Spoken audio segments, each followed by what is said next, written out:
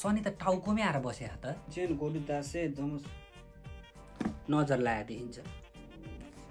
राहु केतु मङ्गल पिङ्गल सबै एकै ठाउँमा थुप्रेछ।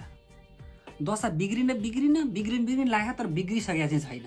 यसो हेर्दाखेरि तपाईँको 82 सालबाट चाहिँ अलिकति केही राम्रो हुन्छ कि जस्तो देखिएको छ है। कुण्डलीमा विवाह त ल्याएको छ तर केही भेट्ने गाह्रो छ अहिले। नाग पूजा गर्नुपर्ने पो देखियो त। शरबारको दिन बिहान कालो गाईको दुधमा यति खिर बनाएर नागलाई चढाउनु त। अब तपाईँलाई अरू ज्योतिषहरूले त यस्तो कुरो भन्दैन तर खड्ग छ। कला त तपाईँको पैसा नकमाउन्जेलसम्म चलि नै रहने देखिन्छ। तपाईँ बच्चामा अलिक बढी रुनुहुन्थ्यो जस्तो लाग्यो। मिल्यो बोको काट्नुपर्ने जस्तो देखिन्छ र 2-4 हजार रुपियाँ दाम जनाई सुपारी भयो भने सबै म हेरिदिइहाल्छु गरिदिइहाल्छु।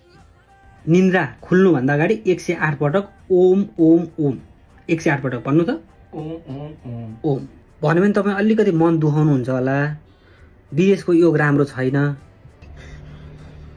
मैले यो मन तरेको छ यो चाहिँ तपाईँले अरू नदेख्ने गरी लाएर हिँड्नु त नहुन्थ्यो।